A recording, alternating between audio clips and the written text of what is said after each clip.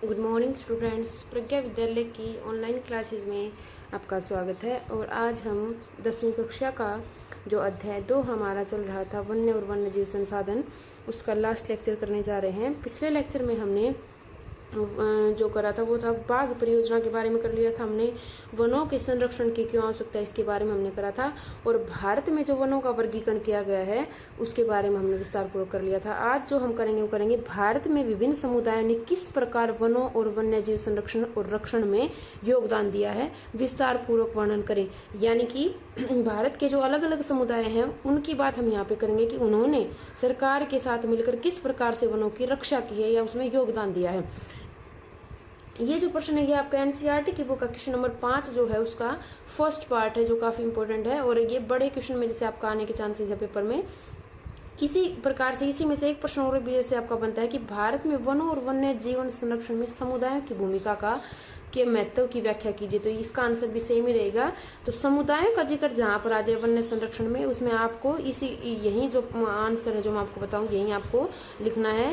भारत के कुछ क्षेत्रों में स्थानीय समुदाय सरकारी अधिकारियों के साथ मिलकर अपने आवास स्थलों के संरक्षण में लगे हुए हैं, क्योंकि इसी से ही दीर्घ काल में उनकी आवश्यकताओं की पूर्ति हो सकती है। अब जो भारत सरकार है उसके साथ क्या है कि जो समुदाय हैं वो क्या है, उनके साथ मिलकर रक्षा करते हैं। क्योंकि ऐसा क्यों है? क्योंकि उनकी भी जो आवश्यकताएं हैं वो भी क्या है, आने वाले समय में उनकी आने वाली पीढ़ियों की जो आवश्यकताएं हैं वो भी किससे पूरी होंगी, वनों से ही पूरी होंगी। तो सबसे पहला जो बात करेंगे वो करेंगे सरिस्का बाघ रिजर्व की। ये मैंने आपको जैसे मैप में भरवाया था राजस्थान के अंदर। सरिस्का बाघ रिजर्व में राजस्थान के गांव के लोग वन्य जीव संरक्षण अधिनियम के तहत वहां से खनन कार्य बंद करवाने के लिए संघर्ष कर रहे हैं। यानी कि इसके आसपास के जो क्षेत्र है वहां के लोग क्या कर रहे हैं, जो वन्य जीव संरक्षण जो अधिनियम बना था भारत का उसी के तहत क्या कर रहे हैं, खनन कार्य को बंद करवाने का प्रयास यहाँ पर कर रहे हैं। दूसरा भैरोदेव डाकव सोनचुरी, भैरोदेव डाकव सोनचुरी ये भी राजस्थान के अंदर है। राजस्थान के अलवर जिले में 5 गाँव के लोगों ने 1200 हेक्टेयर वन भूमि को भैरोदेव डाकव सोनचुरी घोषित कर दिया है, जिसके अपने नियम कानून है जो शिकार वर्जित करते हैं। यानी कि इन लोगों ने क्या कर दिया, इस 1200 हेक्टेयर जो भूमि इसको क्या कर लिया, 5 गांव के लोगों ने मिलकर अपने आप ही भैरोदेवी डाकू सेंचुरी घोषित कर दिया। कोई भी बाहर का व्यक्ति यहाँ पर शिकार नहीं कर सकता, यहाँ पर अपने अनुसार वनों की कटाई नहीं कर सकता है। लेकिन पर पूरा अधिकार किसका है, 5 गाँव के लोगों का है। तीसरा है चिपको आंदोलन।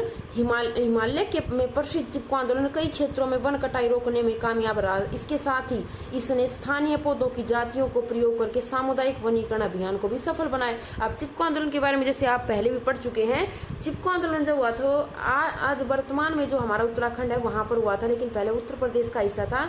तो इस आंदोलन में क्या किया गया था, लोगों ने ना वनों की कटाई को रोकने के लिए ना पूरा प्रयास किया था। जैसे आपको पता होगा चिपको नाम इसका क्यों पड़ा था, क्योंकि लोग पेड़ों से चिपक गए थे ताकि उनको काटा ना जा सके। तो इसमें एक तो वनों की कटाई को रोका और दूसरा वहां के जो आसपास के जो लोग थे उनको अलग अलग पौधों की जातियों के प्रयोग के बारे में, उनका इस्तेमाल कैसे वो कर सकते हैं अच्छे तरीके से, इसके बारे में उन्होंने बताया था। चौथा जो कारक है, चौथा जो प्रयास रहा वो रहा बीज बचाओ आंदोलन का। टिहरी में किसानों के बीज बचाओ आंदोलन और नवदान्य ने दिखा दिया कि रासायनिक उर्वरकों के प्रयोग के बिना भी विविध फसल उत्पादन किया जा सकता है। यानी कि इन्होंने वनों को तो बचाया ही, साथ में मिट्टी को जैसे मैं कहूँ कि मिट्टी का जो नुकसान होता है, निम्नीकरण होता है, उसको भी बचाया। इन्होंने रासायनिक उर्वरकों के प्रयोग को छोड़कर किसका प्रयोग किया, बिना इनके प्रयोग के जैविक खाद का जैसे इस्तेमाल करके इन्होंने कृषि करके दिखाया।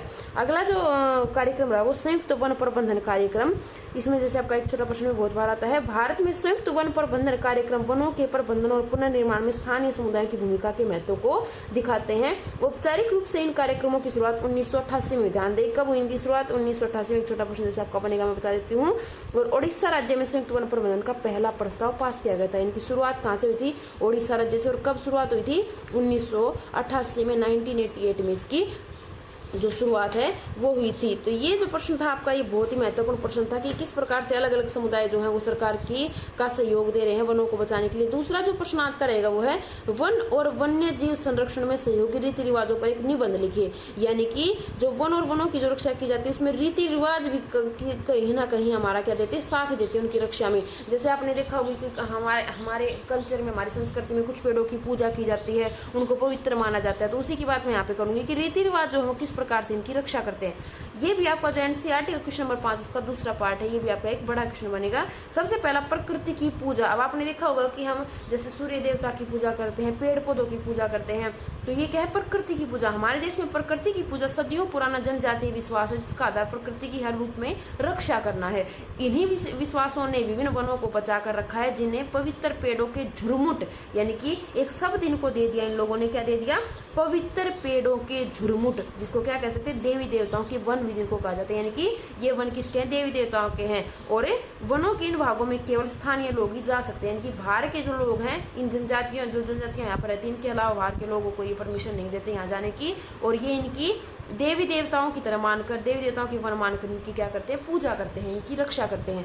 दूसरा जो है विशेष पेड़ों की पूजा भी लोग करते हैं, जैसे कुछ समाज कुछ विशेष पेड़ों की पूजा करते हैं और आदिकाल से उनका संरक्षण करते आ रहे हैं। छोटा नागपुर जो झारखंड के अंदर आपका एक क्या है, खनिज की एक पेटी है बहुत प्रमुख। छोटा नागपुर झारखंड का जो क्षेत्र, उसमें मुंडा और संथाल जनजातियां, 8वीं कक्षा का अगर थोड़ा बहुत आपको याद हो तो उसमें भी इसका जिक्र आया था। मुंडा और जो संथाल की जो जनजातियां हैं, संथाल जैसे भारत में सबसे ज्यादा पाई जाती हैं, महुआ और कदम के पेड़ों की पूजा करते हैं। ये इनको बचाने के लिए क्या करते हैं, इनकी पूजा करते हैं, दोनों पेड़ों की, महुआ और कदम की। ओडिशा और बिहार की अगर बात करें तो ओडिशा और बिहार की जनजातियां शादी के दौरान इमली और आम के पेड़ की पूजा करते हैं। इनके समाज में किसको पवित्र माना जाता है, इमली और आम के पेड़ को पवित्र माना जाता है। हम में से बहुत से व्यक्ति पीपल वट वृक्ष, जिसको हम वर्ग जैसे कहते हैं, पीपल वट वृक्ष को पवित्र मानते हैं। इसके अलावा अगर छोटे पौधे आप देखते हैं आपके घर में, जैसे तुलसी का पौधा लगाया जाता है, तो इनको हम क्या मानते हैं, इनको हम पवित्र मानकर इनकी पूजा करते हैं और इनकी रक्षा भी करते हैं। अगला जो है वो विभिन्न संस्कृतियों का जो योगदान है वो क्या रहा। भारतीय समाज में अनेकों संस्कृतियां हैं और प्रत्येक संस्कृति में प्रकृति और उनकी रचनाओं को संरक्षित करने के अपने पारंपरिक तरीके हैं। जैसे जिनकी जो संस्कृति है उनके अनुसार क्या करते हैं, पेड़ों की और प्रकृति की क्या करते हैं, रक्षा करते हैं। जैसे कि झरनों, पहाड़ी की चोटियों, पेड़ों, पशुओं को पवित्र मानकर उनका संरक्षण किया जाता है। अब इसका एक बहुत ही अच्छा उदाहरण जैसे मैं आपके सामने रखूंगी, हमारे देश का जो राष्ट्रीय पक्षी है वो क्या है, मोर है। अगर आप कभी सोचे गौर से तो मोर को क्यों राष्ट्रीय पक्षी के लिए चुना गया, एक तो उसकी सुंदरता के कारण, दूसरा मोर जो है वो बहुत ज्यादा विलुप्त होने लगे, खत्म होने के कगार पर पहुंच गए थे, बहुत ज्यादा मात्रा में उनका जो विनाश होने लगा था, इसलिए उनको क्या माना गया, उनको पवित्र मानकर हम उनकी पूजा करते हैं ताकि उनको हम बचा सके। इसके अलावा जैसे पशुओं में आपने देखा होगा कि हिंदू धर्म में जैसे गाय को पवित्र माना जाता है। पेड़ों में भी जैसे मैंने ऊपर जिक्र किया, पीपल को, वटवृक्ष को, पीपल को जैसे काटना शुभ माना जाता है हमारे समाज में।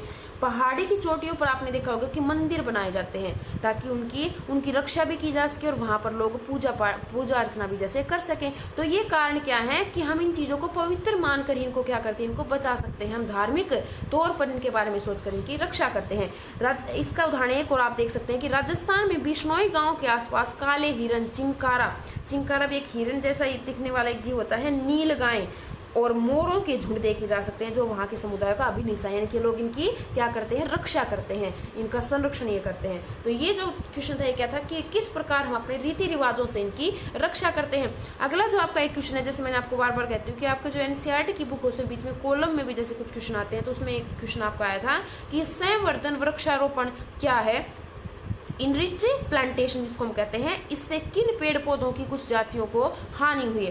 पहले बात करेंगे कि संवर्धन वृक्षारोपण है क्या, तो वो देखिए संवर्धन वृक्षारोपण में व्यापार के लिए मूल्यवान पेड़ों के एक या कुछ जातियों के वृक्ष बड़े पैमाने पर उगाए जाते हैं। एक आपने देखा होगा कि 9th क्लास की बुक में वाणिज्यिक वृक्षारोपण आपने पढ़ा होगा, थोड़ा सा जिक्र आपका जैसे आया था वनोवाणी चैप्टर में, तो उसमें आपने इतिहास में जैसे पढ़ा था इसके बारे में कि इसमें बड़े पैमाने पर जो पेड़ मूल्यवान होते हैं, जिनकी लकड़ी कीमती होती है, उनके पेड़ उगाए जाते हैं। एक ही प्रकार के पेड़ लंबे क्षेत्र में उगाए जाते हैं और अन्य प्रजातियों को साफ कर दिया जाता है, यानी कि मानव क्या करता है, अपना हस्तक्षेप इनके अंदर करता है। वो जो एक प्रकार के जो पेड़ उनको उगा देता है, जबकि जो अलग अलग प्रकार की वनस्पति जंगलों में तो उसको काट देता है। भारत में सागवान के एकल रोपण से दक्षिण भारत में प्राकृतिक वन बर्बाद हो गए हैं।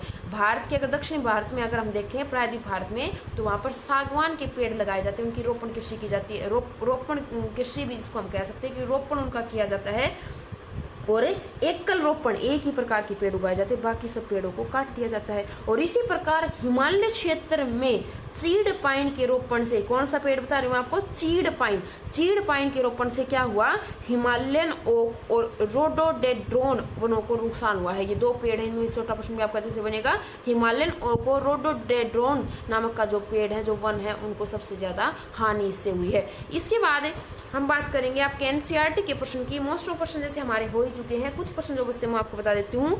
जो ऑप्शन के जो दो प्रश्न वो आपके एनसीईआरटी में दिए गए, इनमें से कौन सी टिप्पणी प्राकृतिक वनस्पति जात और प्राणी जात को के ह्रास का कारण नहीं है। अगर आप लेक्चर 2 को आपने अगर ध्यान से पढ़ा है तो उसमें ये क्वेश्चन मैं आपको ऑलरेडी करवा चुकी हूँ कि आपको वो चीजें बतानी है जिनसे प्रकृति और प्राकृतिक वनस्पति और प्राणीजात का ह्रास होता है। कृषि का प्रसार, तो इससे तो ह्रास मैंने आपको बताया था, क्योंकि कृषि के लिए बहुत सारी भूमि को साफ किया गया था। वृहत स्तरीय विकास परियोजनाएं, ये भी मैंने आपको बताया था कि वृहत स्तरीय परियोजना में 5000 हेक्टेयर जैसे भूमि को साफ किया गया था, वनों को काटा गया था। तीव्र औद्योगिकरण और शहरीकरण, उद्योगों के कारण भी जैसे भूमि को साफ किया गया था, शहरीकरण के कारण भी लोगों के आवास के लिए वनों को साफ किया गया था। और पशु चारण और ईंधन लकड़ी एकत्रित करना, पशु चारण और ईंधन लकड़ी एकत्रित करने से किसी भी प्रकार से वनों की हानि नहीं होती है, क्योंकि अगर आप देखेंगे तो पशु जो चरते हैं वो कुछ क्षेत्र पर चरते हैं, दोबारा से उस क्षेत्र में वनस्पति उगाती है। और ईंधन लकड़ी एकत्रित करने से भी कोई नुकसान नहीं, क्योंकि ईंधन की लकड़ी जब एकत्रित की जाती है तो पूरे पेड़ को नहीं काटा जाता, सिर्फ उसकी टहनियों को काट कर ही काम चलाया जाता है, तो इससे भी किसी प्रकार का नुकसान नहीं है। तो इसका आंसर रहेगा वो रहेगा इसका ग भाग। इनमें से कौन सा संरक्षण तरीका समुदाय की सीधी भागीदारी नहीं करता है।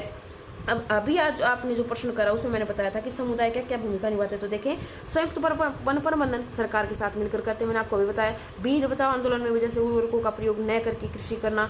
चिपको आंदोलन मैंने बताया आपको, जैसे उत्तराखंड में एक आंदोलन हुआ था। और वन्य जीव पशु भार का परिसीमन, ये जो आपका है आंसर, ये इसका रहेगा, क्योंकि इसका डायरेक्ट संबंध इससे नहीं है। अगला जो प्रश्न आपका है, प्रश्न नंबर 2, ऑलरेडी हम लेक्चर फर्स्ट में जैसे मैंने आपको बता दिया था कि जो प्रजातियां हैं वो कौन से कैटेगरी में आएंगी, लुप्त जाति कौन सी है, सुभेद कौन सी है। तीसरा जो प्रश्न है वो सुमेल करने का, मेल करने का है।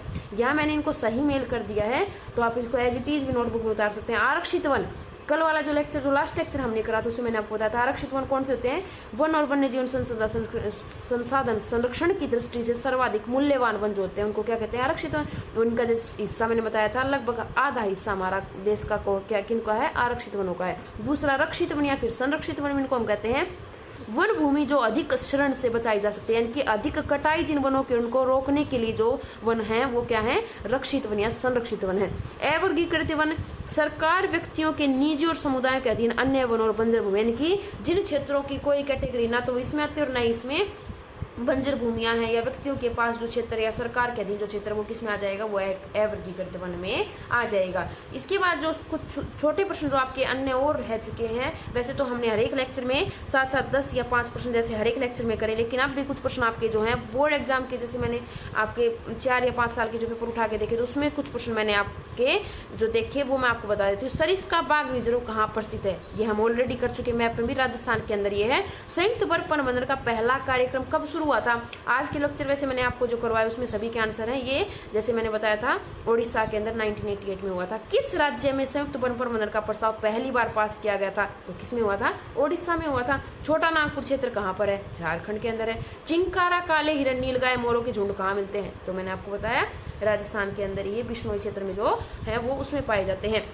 हिमालय क्षेत्र में चीड़ पाइन के रोपण से किन वनों को नुकसान हुआ था, अभी जैसे हमने करा था हिमालयन जो ओक है उसका जो नुकसान हुआ था, और एक और जो मैंने आपको बताया है अभी यहाँ पे जैसे रोडोडेंड्रोन को भी इससे नुकसान हुआ था।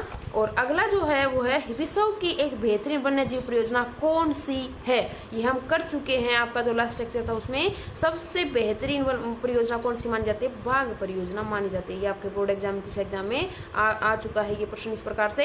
मानव और दूसरे जीवधारी किसका निर्माण करते हैं, अगर आप लेक्चर फर्स्ट ध्यान से देखें तो उसमें हमने करा था कि मानव और दूसरे जीवधारी जटिल पारिस्थितिकी तंत्र का निर्माण करते हैं, और इसमें मैंने बताया था कि मानव तो इसका क्या है, केवल एक हिस्सा मात्र है। तो आज ये हमारा जो चैप्टर है, ये सेकंड चैप्टर पूरी तरह से कंप्लीट हो गया। जितना भी काम हमने करा उम्मीद करती हूँ कि आपको अच्छे से समझ आएगा, और आपने साथ साथ इसको किया भी होगा। आप सभी काम जो भी मैं करवाती हूँ उसको नोटबुक में फिर नोटबुक में उतारेंगे, और अच्छे से साथ इसको याद भी करते हुए चलेंगे। और इस अध्याय में हमने एक मैप का जो मैप वर्क जो है वो भी किया था, एक मैप हमने भरा था, वो भी आप साथ में भरेंगे और उसको भी अच्छे से याद करेंगे, और जहाँ भी आप नोट्स बनाए वहाँ उस मैप को भी चिपकाएंगे इस लेसन के साथ। Thank you, have a nice day.